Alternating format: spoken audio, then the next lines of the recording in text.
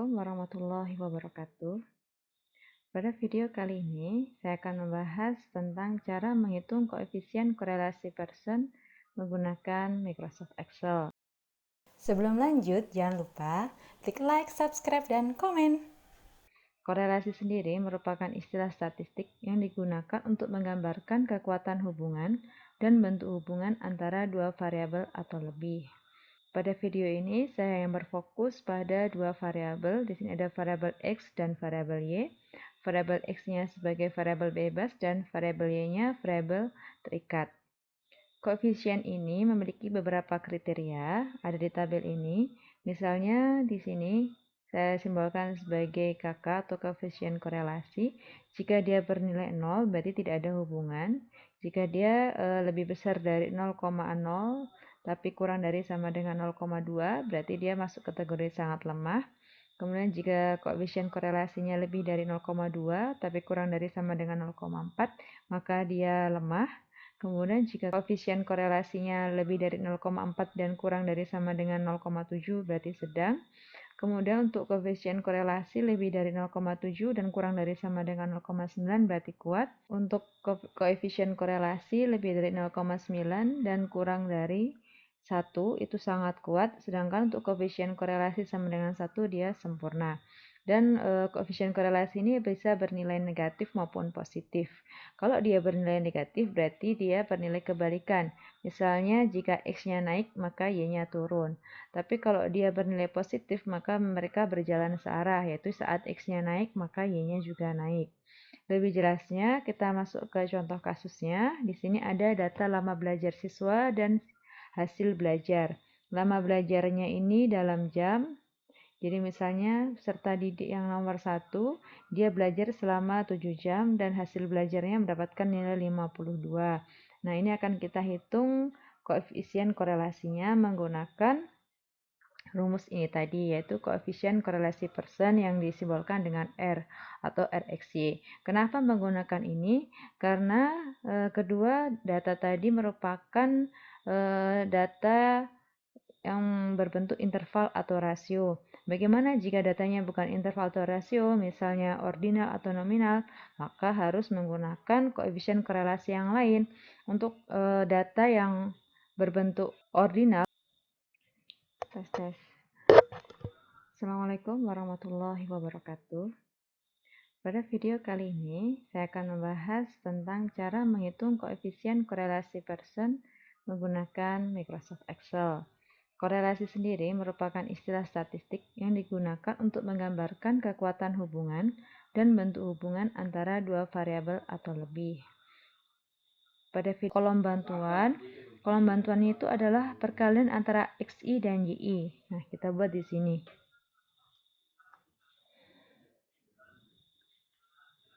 Selain XI dan YI, kita perlu juga membuat kolom bantuan yaitu XI kuadrat dan YI kuadrat. Oke, kolom bantuannya sudah saya buat. Selanjutnya tinggal mengisi. Cara untuk mengisi sel D2 yaitu ini adalah tulis sama dengan, kemudian B2 atau isi dari X1, kemudian dikali dengan C2. Nah, enter. Kemudian ini ketuk-ketuk 2 kali agar mengcopy rumus yang sama sampai dengan yang ke bawah. Nah, ini misalnya yang paling bawah, ini perkalian dari B31 dikali C31. Kita lanjut ke XI kuadrat, itu artinya sama dengan B2 dipangkatkan 2. Pangkat itu pakai topi. Kemudian enter. Kita ketuk-ketuk lagi. Nah, ini misalnya. Ini saya pakai di sini. Nah, ini artinya B28 dikuadratkan. Oke. Y1 kuadrat berarti sama dengan C2 dikuadratkan. Enter. Ketuk-ketuk lagi 2 kali di pojok sini.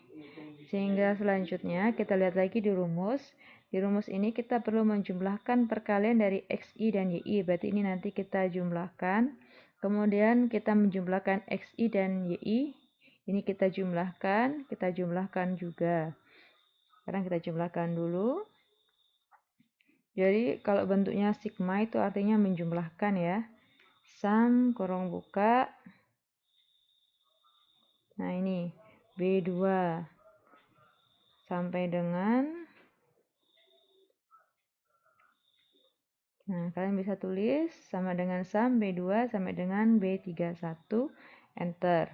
Kemudian dari pojokan sini, pojokan sel ini bisa kita tarik karena kita sama-sama ingin menjumlahkan semuanya. Seperti ini. Jika sudah selesai, tinggal kita masukkan ke rumus tadi. Nah, kalau kita lihat dari rumusnya, berarti ini ada atas, ada bawah. Nah, yang atas ini akan saya hitung dulu. Ini sama dengan N itu banyaknya data, yaitu 30. Kemudian dikalikan dengan jumlah perkalian XI dan YI. Dan dikurangi dengan jumlahnya XI, berarti yang ini, dikali dengan jumlahnya YI. Oke, enter. Oke, kita hitung yang bawah. Yang bawah itu ada akar, berarti sama dengan SQRT atau square root, akar kuadrat maksudnya. Saya bikin kurungnya double, ini ada dua kurung. Kurung yang pertama untuk akar, kurung yang kedua adalah untuk menghitung komponen yang awal. Komponen yang awal ini ada N, yaitu banyaknya data, 30, dikalikan dengan sigma XI kuadrat. Nah, jangan bingung untuk membedakan antara sigma XI kuadrat dengan sigma XI dikuadratkan. Kalau yang sigma XI kuadrat itu berarti yang E32. Nah, dikurangi dengan sigma XI, seperti yang ini. B32 dan dikuadratkan kurung tutup. Kemudian dikalikan kurung buka yang belakang ini N yaitu 30 dan dikali dengan sigma YI kuadrat. Sigma YI kuadrat berarti yang ini, F32. Kemudian dikurangi dengan sigma YI dikuadratkan, berarti C32 kuadrat kurung tutupnya 2 kali. Dan enter. Oke, sekarang kita bisa mencari nilai RxY-nya.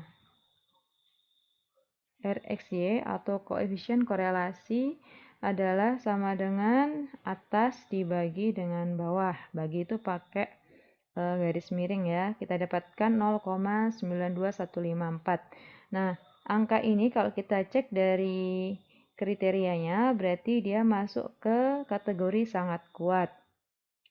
Nah, dari perhitungan ini, kalau kalian masuk ke bab analisis hubungan, maka kalian perlu mengecek dulu nilai T-nya, nilai signifikansinya, benar-benar signifikan atau tidak. Tapi biasanya kalau di sini sudah sangat kuat, kemungkinan besar dia juga signifikan. Tapi ada baiknya kalian juga menghitung nilai T-nya tadi. Nah, itu tadi cara menghitungnya. Sebenarnya ada satu cara lagi yang sangat mudah untuk menghitung koefisien korelasinya. Caranya yaitu ketik sama dengan Corel, kemudian kita blok yang akan kita hitung korelasinya. Saya taruh kursor ini, kemudian saya tekan Shift dan tombol panah ke bawah secara bersamaan seperti ini hingga ke akhir, atau bisa saja kalian tulis B2.2 B31. Jadi dimulai dari B2 sampai ke B31, kemudian di sini koma, dan selanjutnya kita tulis kolom yang kedua, yaitu dari C2 sampai dengan C31. Nah, seperti ini kurung tutup. Tapi sebenarnya ini lihat dulu ya, kadang-kadang ada komputer yang mungkin pakai titik dua, pakai titik koma. Jadi dilihat nanti keterangannya biasanya muncul di laptop kalian pakai koma atau titik koma. Kalau di saya ini pakai koma. Enter. Nah, sudah ketemu hasilnya. Hasilnya sama. Dan ini lebih cepat kan, hanya butuh beberapa detik saja. Hanya saja terkadang kalau kita mengerjakan di tugas akhir atau skripsi, kadang-kadang dosennya itu minta perhitungannya rinci seperti ini. Atau waktu kalian mengerjakan tugas di perkuliahan, nah itu dosennya pasti minta perhitungan yang rinci seperti ini. Nggak mau kalau langsung juk-juk jadi kayak gini. Baik, sekian dari saya. Video selanjutnya, saya akan membahas tentang cara menghitung koefisien korelasi menggunakan rumus Pearson di SPSS maupun Minitab. Assalamualaikum warahmatullahi wabarakatuh.